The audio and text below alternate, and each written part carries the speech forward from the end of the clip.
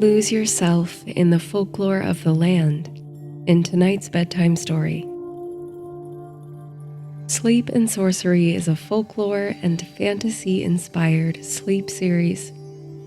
My name is Laurel, and I'll be your guide on tonight's fantastical journey. Sleep Sorcery is one part bedtime story, one part guided meditation, and one part dreamy adventure. Follow along with my voice for as long as it serves you. And when you're ready, feel free to let go of the story and relax into sleep. If you're still awake as the story comes to an end, I'll guide you through a visualization to welcome Yule and celebrate community. In tonight's story, after inheriting a historic estate from an eccentric uncle, you host your first gathering at the country house for Winter Solstice. You celebrate with your new friends and community members, some of whom stay to help you tidy up at the end of the evening.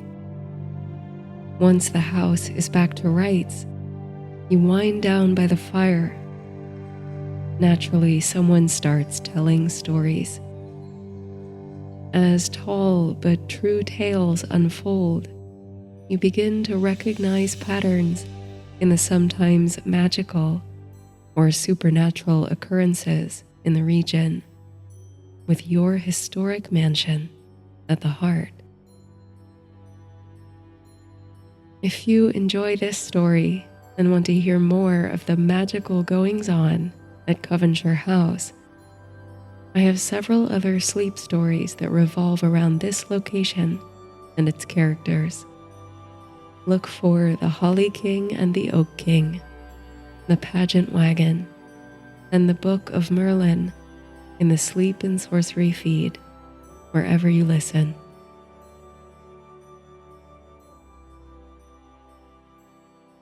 All the Christmases roll down toward the two-tongued sea, like a cold and headlong moon bundling down the sky that was our street. And they stop at the rim of the ice-edged, fish-freezing waves, and I plunge my hands in the snow and bring out whatever I can find. Dylan Thomas, A Child's Christmas in Wales.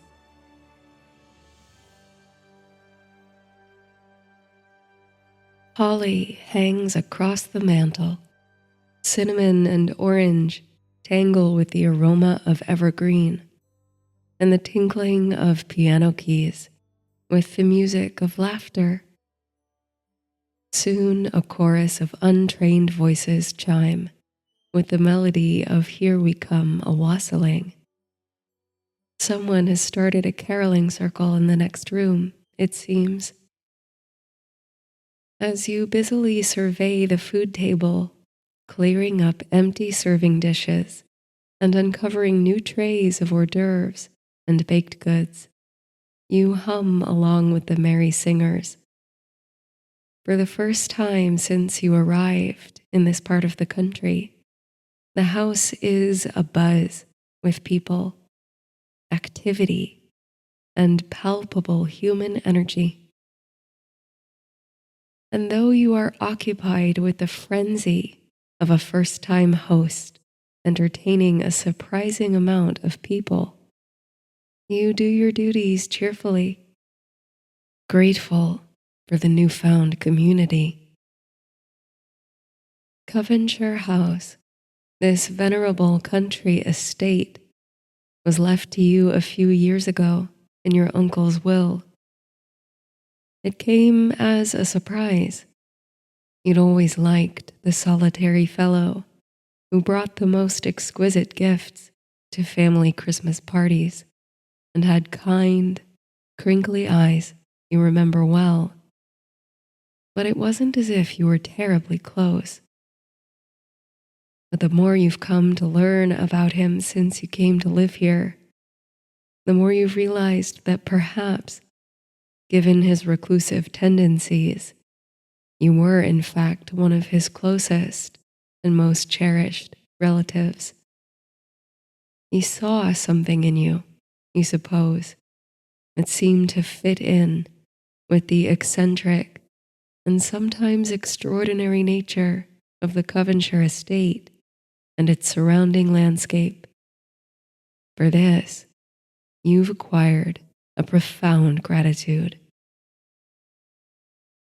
You've spent the better part of 2 years restoring the house to, or at least near, its former splendor. Initially, you had thought to sell the place once it was in shape, but the more time you spent here, the more it came to feel like your home, like it was always your home. And in the bones of the land, these beautiful and ancient hills, you've felt stirrings of magic and wonder, the kind of wonder that's rare and usually only accessible to children adventuring through their woods and neighborhoods, looking for evidence of fairies. But living by yourself in such an enormous estate, even kept company by your beloved horse, Winifred, can be a lonely affair.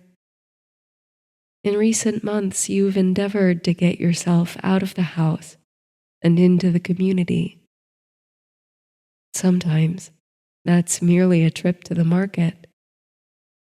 Other times that means bringing some of the more peculiar artifacts you've found around the house to the antiques dealer, speculating together over the items.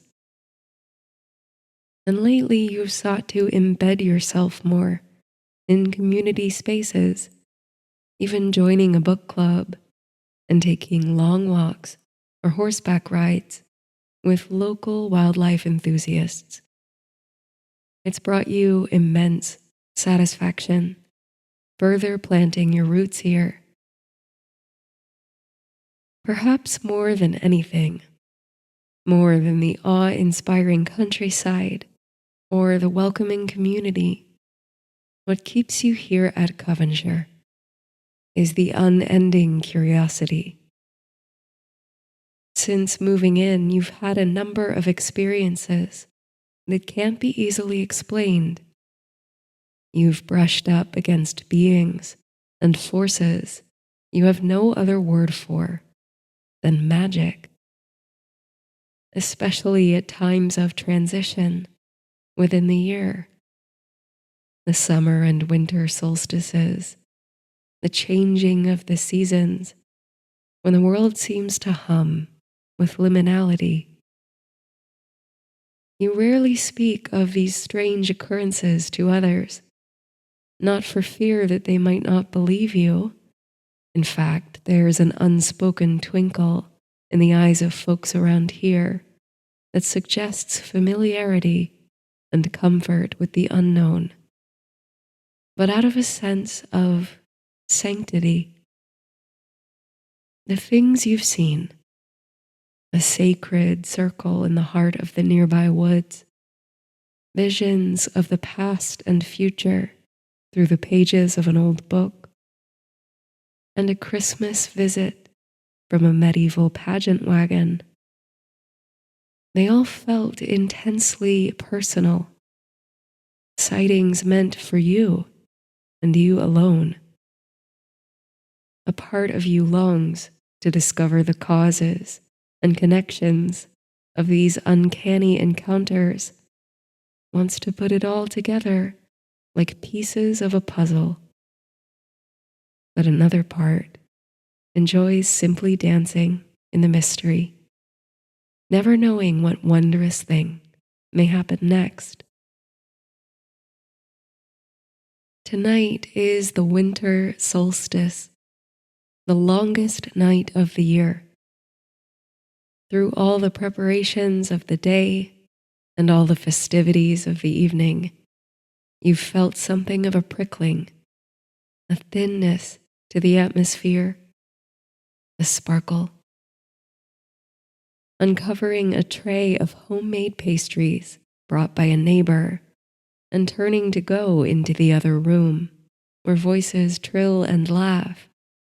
You almost trip over a blur of fawn and white fur, which disappears as quickly as it came with the jingle of tags. Then another comes waddling and panting behind it. The Welsh corgis, Ness and Poppy. A moment later, their owner comes dashing in behind them. "I'm sorry," says Carrie, out of breath, scooping up the slow one in her arms. You can't help but laugh at the little dog's face, split like a grin with her tongue hanging jovially out. "I tried to keep them out of the way of the food," she says. "Ness went that way, I suppose."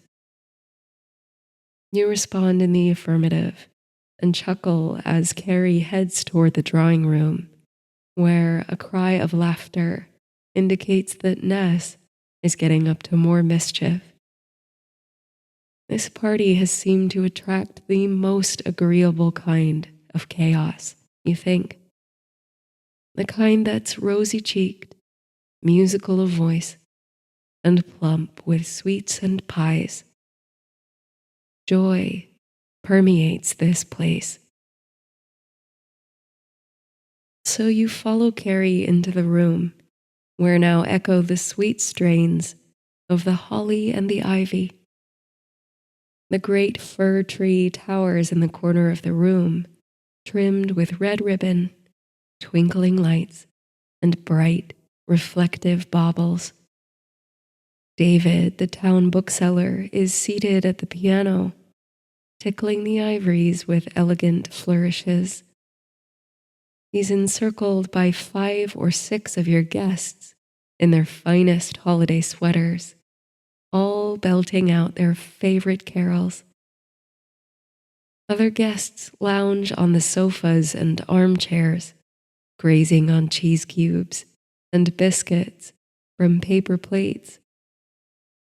Carrie stands with her partner Gwen a few paces from the piano, a corgi under each arm, as they admire the music. Candles flicker about the room, lending it a nostalgic light. The whole tableau might be out of a Victorian Christmas card. You're so pleased to be the one responsible for all this, the coziness, the camaraderie. You can hardly think of a finer way to spend the winter solstice, the longest night. On the chime of the hour, you tap a metal spoon against your glass to bring the party to a hush. The guests all turn to you. It's time, you explain, for what you hope will be a new tradition. Rather than a gift exchange or any elaborate game, you've asked your guests if they're willing and able to bring something with which to adorn the tree, something you hope that has meaning to each individual. Your suggestion was met with enthusiasm as guests RSVP'd, and now you're excited to see what they've brought. One by one, and sometimes 2 by 2, your guests approach the twinkling fir tree, bearing their small offerings. A young couple you recently befriended share an ornament bearing the name of their firstborn in celebration of her first Christmas. The baby herself is here, sleeping soundly in a sling against her mother's chest. A friend of yours, who makes and sells her jewelry in town, drapes the fir needles with a simple gold chain, on which hang a few colorful glass beads. They catch the light and sparkle there. David, the bookseller and unexpectedly skilled pianist, offers a rolled sheet of paper tied with black ribbon a note he once found lodged in a second-hand book of poetry from a mother to her son. More simple gifts follow, trinkets and tokens of the human experience, expressions of love, labor, and friendship. You are warmed by the gestures of your friends who so freely share their hearts and stories. When every item has found its place on the boughs of the tree, you all stand back to admire the final picture. You imagine the same scene several years from now, with friends old and new placing this year's offerings on an empty branch, everyone reflecting on years' worth of material memory among the tinsel and lights. You offer a few words of gratitude to your guests for their thoughtful offerings and for their sheer presence tonight. You finish with a toast. All raise their glasses and their voices in cheer and community. Over the next hour or so, the party begins to wind down. Guests trickle out a few at a time, while others hang around to admire what you've done with the old house. This gathering serves a few purposes, it seems. It's a celebration of the season, a get-together of people who genuinely enjoy each other, and a bit of an open house for the Covenshire estate. In the later years, your uncle kept so to himself that no one set foot in the place in ages. The folks who've lived in the area for some time are particularly impressed by your work in the grand ballroom and library, where you've restored furniture and refinished the floors. Next year, you hope to hold a much more decadent affair, with some help from neighbors, perhaps even taking over the ballroom for a Yuletide masquerade. Soon, however, the energy wanes, and the last of your party guests begin to drag. To your great appreciation, Carrie, Gwen, and David volunteer to stick around and help you clean up. You try to insist that it's no trouble, but inwardly it warms your heart to have their help and company. Together you pack away the leftovers and snuff out the candles, pick up bits of tinsel and straighten the throw pillows. A fuzzy exhaustion begins to creep over you. With all the preparation, you've been up since the wee, dark hours of the morning, and as joyous as the occasion was, your social battery is somewhat drained from entertaining all evening. You feel infinitely ready to slow down and relax. Still, a twinge of sadness tugs at you with the thought of the last 3 guests leaving.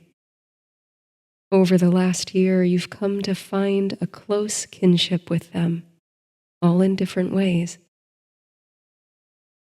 They're the kind of people whose company recharges you, boosts your spirit.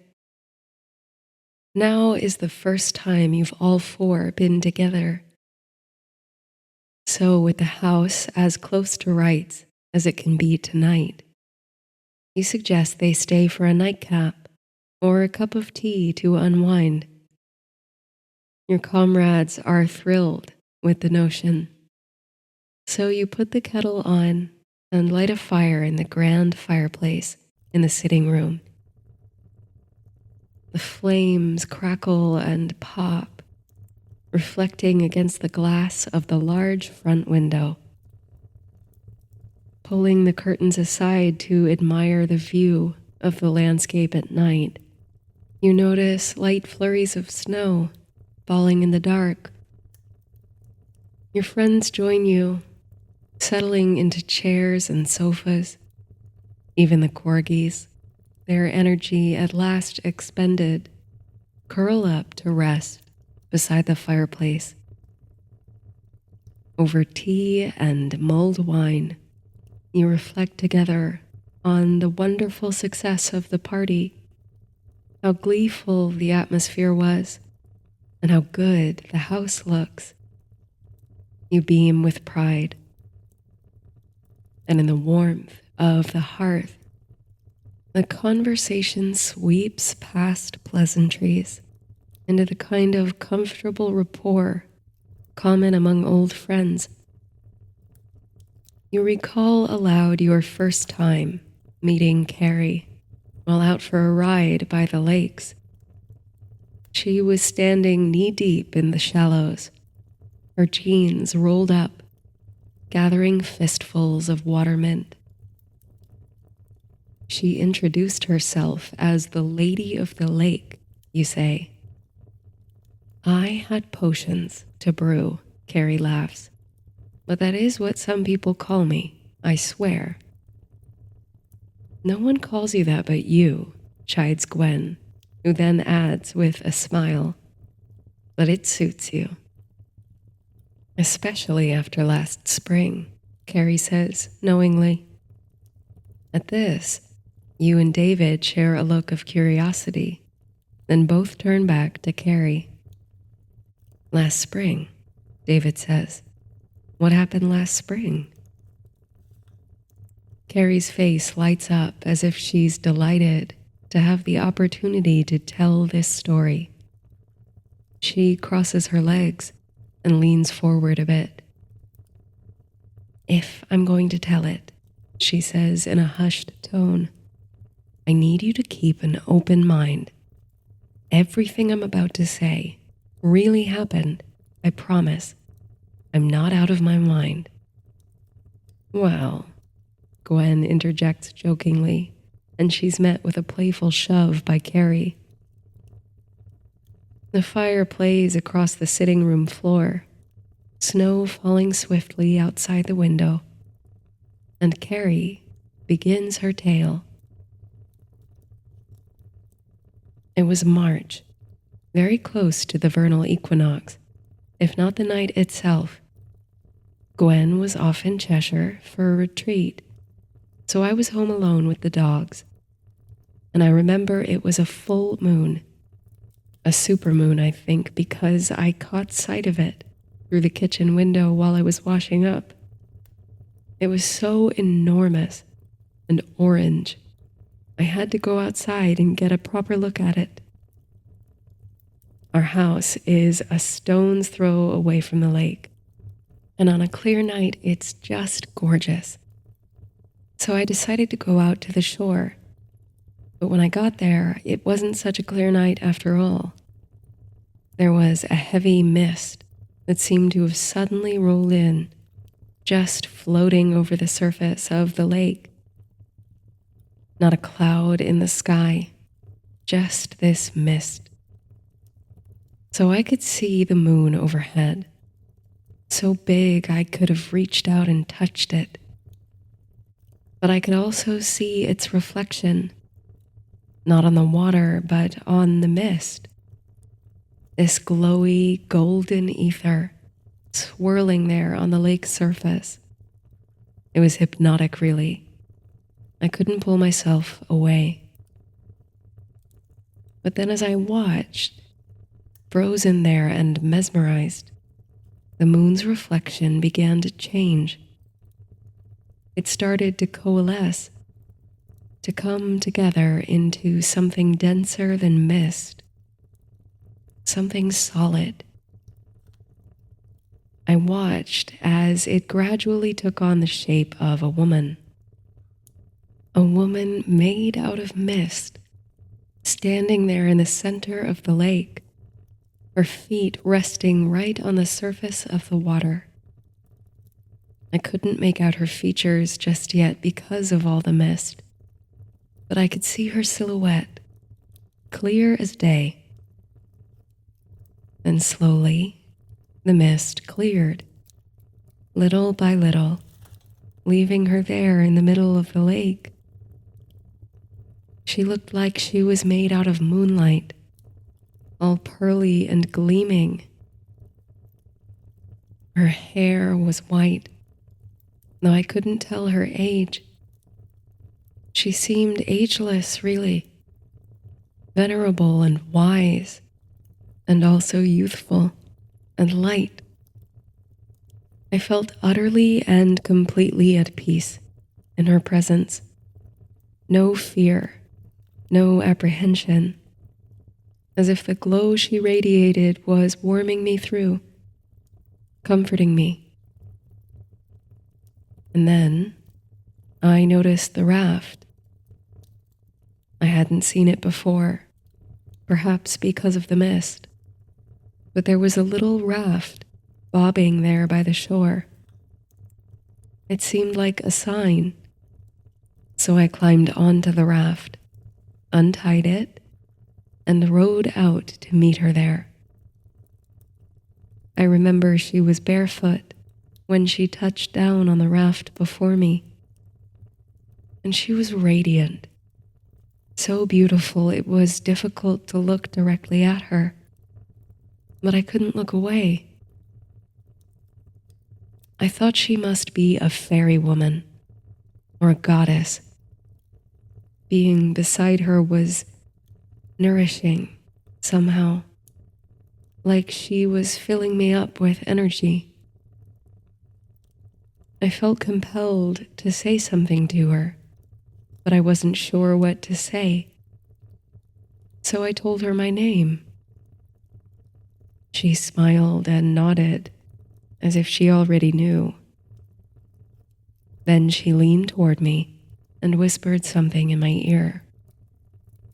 Don't ask me what she said. It might have been a different language, for all I know, but I don't remember it. But at the moment she said it, I had a feeling of absolute contentment wash over me, a sense that everything was going to be all right, but also that I had been given a mission, a purpose I couldn't yet articulate. I wanted to ask her questions, to learn more about this unknowable purpose she'd endowed me with, but she had vanished. That's when I realized how cold the night was, still on the verge of spring. So I rowed back to shore and hurried into the house to warm up.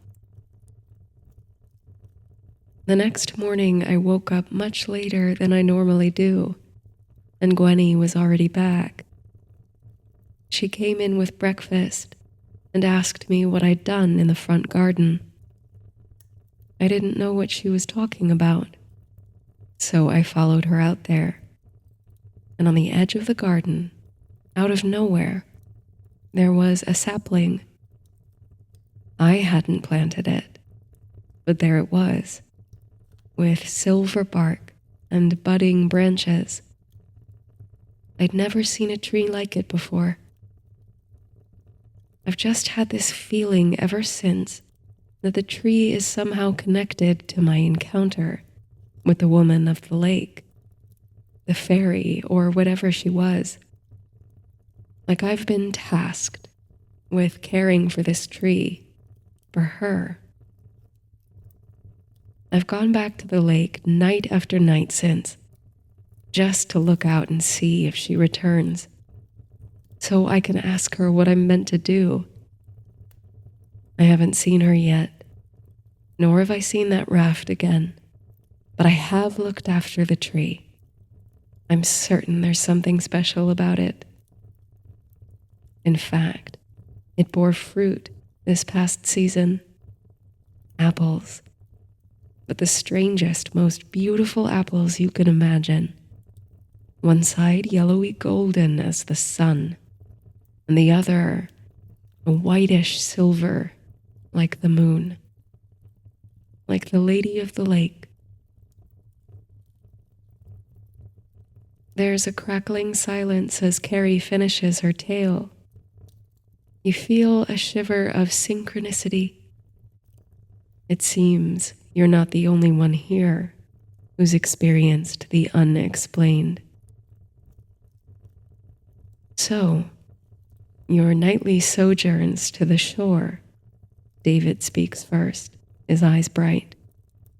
That's why some people call you the Lady of the Lake. It's all right if you don't believe me, Carrie says, leaning back against the cushions. No, that's not it at all, David says hurriedly. I do believe you. This part of the country is rife with stories like yours. Really? You chime in. David, ever knowledgeable and well-read, begins to speak about the fascinating history and folklore of the region. Not far from Covenshire, as you know, is an Iron Age hill fort. Here, legend has it, a king tried to build his castle, but the foundations repeatedly crumbled until a young boy, gifted with prophecy, divined that beneath the hill, 2 dragons were locked in unending battle. This conflict kept the castle's construction at bay. That young boy was Merlin. And only a short distance yonder, there are the Abbey ruins, a locus of so many legends. One of David's favorite stories tells of a monk who resided in the Abbey in the 12th century. One night at dusk, there came the song of a nightingale, which was so sweet, so entrancing, that the monk followed the music out into the forest. After a time, the song ceased, and the monk had not yet found its source. So he returned to the Abbey. But despite having been gone for what felt like minutes, he found the place in ruins, as if he'd been away for centuries. I've seen things too, things I thought no one would believe, David says. But you and your company urge him to share, and you listen with rapt attention as he begins his own tale. I had finished closing the bookshop one evening. This was a handful of years ago, and I was on my way home through the town square. I live close enough to walk to and from the shop. It was a mild night in late summer, and I decided to take my time on the way home. When you've lived in the same place for as long as I have, I suppose it's easy to take for granted the beauty around you, the little curiosities. I stopped here and there in the waning sunlight to admire the intricate details of a wrought iron gate or the decorative drain covers and the like. Well, I took a moment to visit the fountain in the square. The way the sunset was hitting the water, it was casting these beautiful rainbows in the spray. And there were children and families about, some of them tossing wishing coins into the water.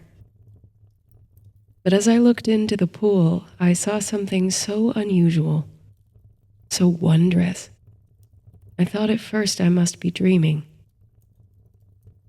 Instead of the stone bottom of the fountain pool, which I'd seen so many times before, it was like I was looking through glass, through a window, into another world. There, below the surface of the water, was a city. Streets and alleyways, and churches and fountains. So very like the town in which I was standing, but older and fringed with a golden haze.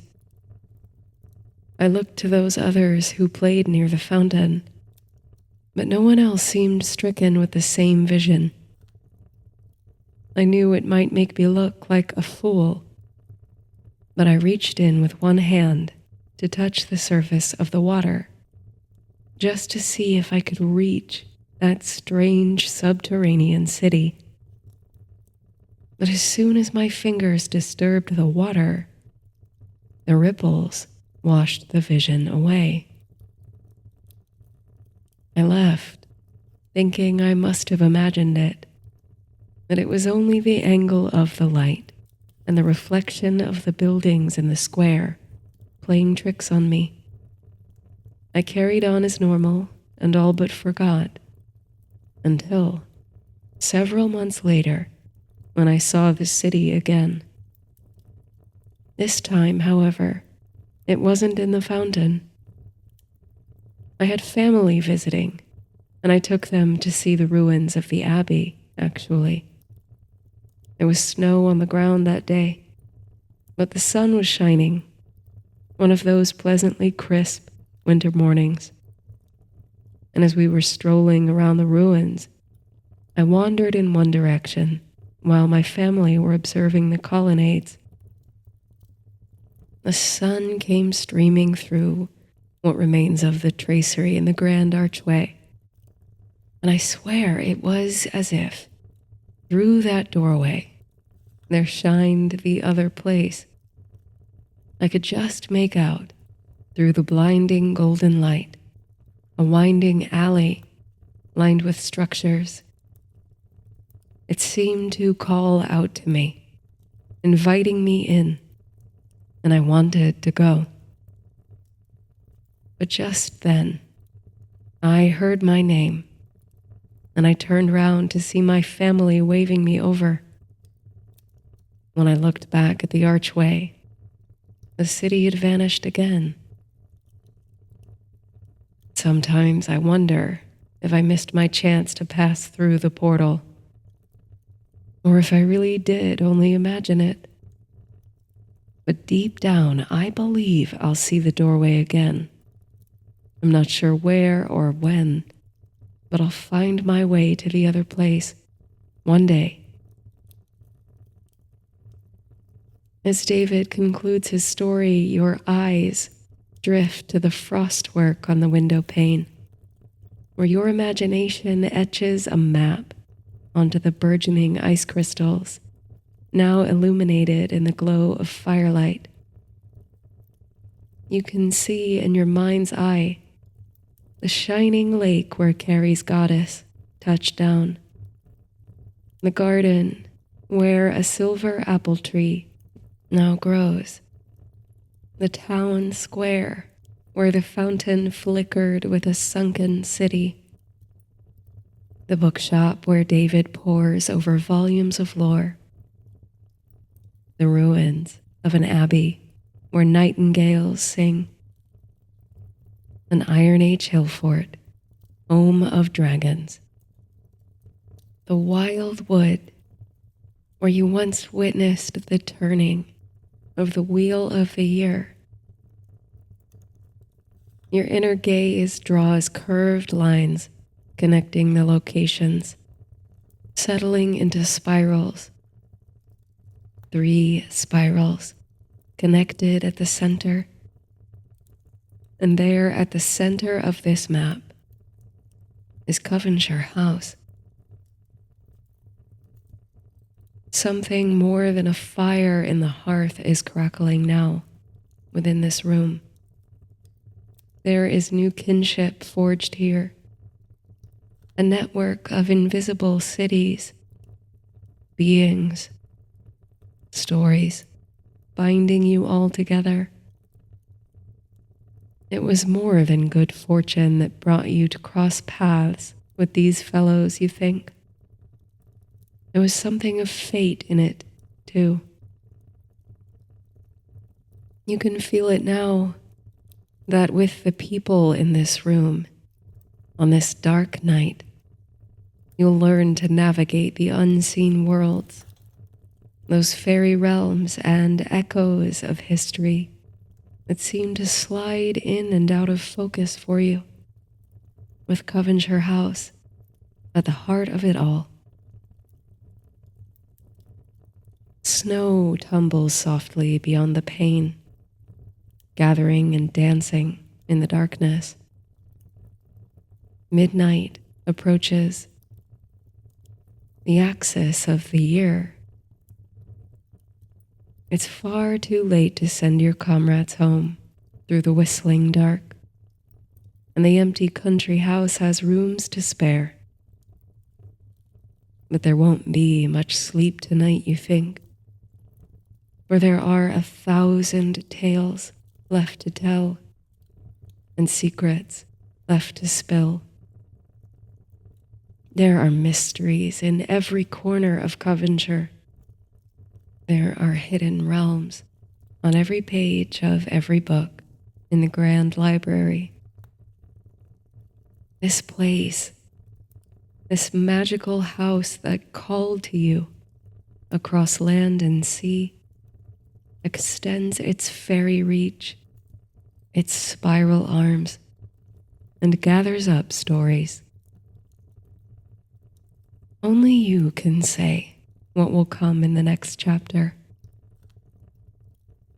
Will you step through the archway, tend the sacred tree, weave the spell of friendship in elegant, rotational symmetry? Tonight, as the old year dies and the seeds of the new are sown, as Holly and Oak King reenact their ancient battle for the season, as the sun sleeps, ready to wake brighter tomorrow. Tonight, something begins. The snow, the falling snow, passes through tracery, waltzing between the notes of nightingale song. The pine boughs shiver, and the lake's surface trembles and glows under silent moon. Deeply, sweetly, the land sings its legends through you and your friends, a new fellowship, a new community, a new circle.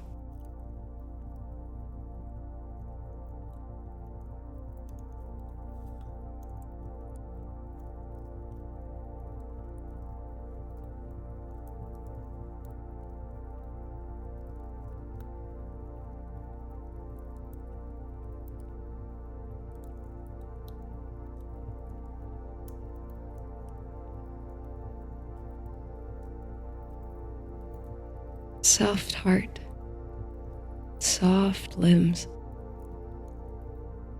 soft face, eyes, soft focus. Allow yourself to melt here and find ease. Ease of breath, ease in your muscles. Taking a moment to notice anywhere you can consciously let go, especially in the muscles of the face and neck. Using the breath to ease out a furrowed brow. Let the tongue loosen in the mouth and the jaw soften. Just let the body be at peace here, and let the mind follow.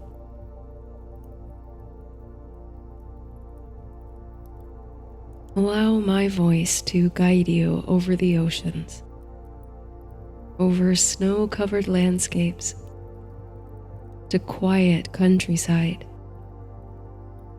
rolling hills, blanketed with thick drifts of snow, with even more flurries softly accumulating. See the sun slowly set over the western horizon, its final rays dancing across the sparkling snow. As night falls, gently place yourself within the landscape, your feet landing in the snow with a crunch. It comes up to your ankles, but you are bundled up and warm. The cold doesn't touch you. Take in your surroundings here. The vastness of the countryside, the lights of a small village in the distance, the black silhouettes of evergreen trees against the night sky, and the sky itself, deep blue and all awash with stars, twinkling bright, and some so densely packed they seem painted with a single brush.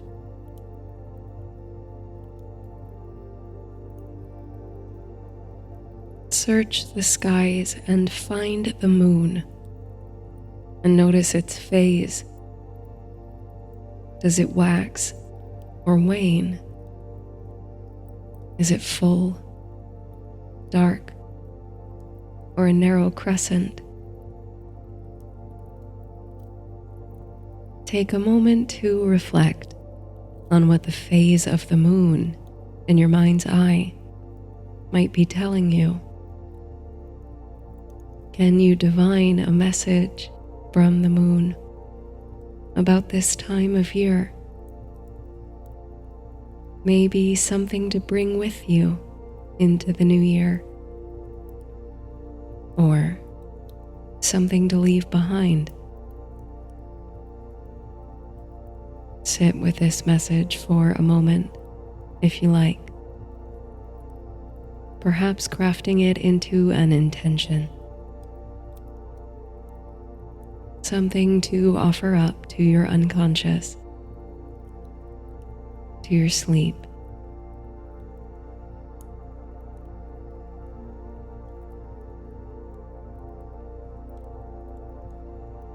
And now, in the inner space of your visualization, look to your hands. Notice that you are holding an unlit candle. And with your message from the moon, or your intention, or simply your sweet imagination, light the candle. Sense the flickering warmth that radiates from it. Warmth that envelops you, but also extends beyond you. Warmth and light in the darkness.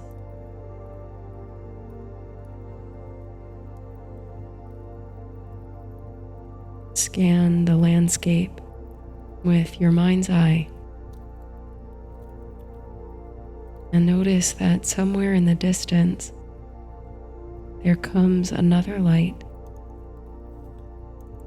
a little amber flame that springs to life in reciprocity with yours. Notice that despite the distance, you can feel the warmth of that far-off candle, and notice that it illuminates your world just a little bit more. Know deep down that it's held by someone who loves you and thinks of you no matter where they are. They carry a light for you.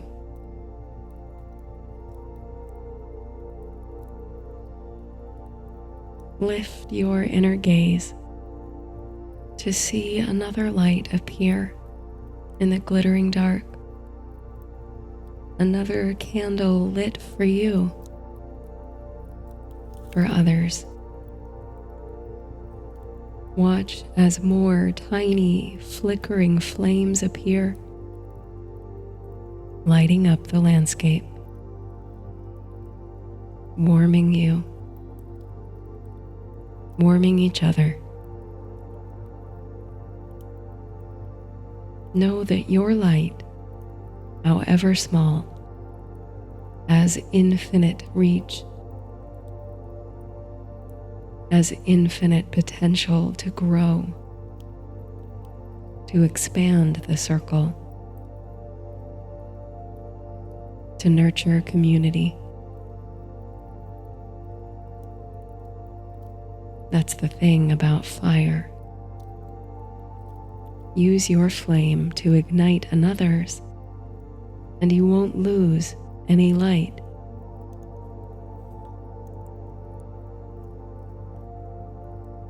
Breathe. Bring your mind and body in alignment with the peace of this tranquil winter landscape. Grounding. Feel it in your feet,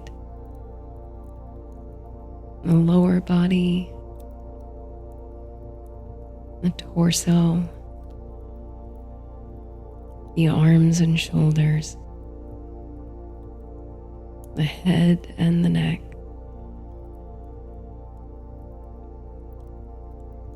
Peace and stillness throughout the body. A pause, an interlude in calming darkness.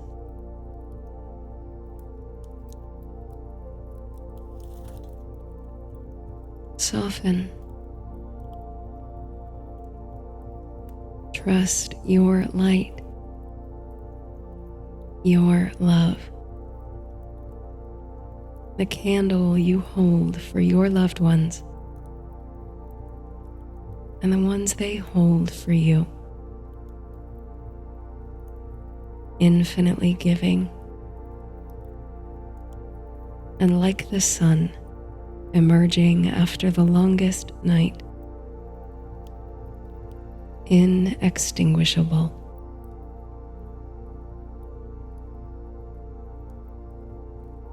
Wishing you warmth, light, renewal,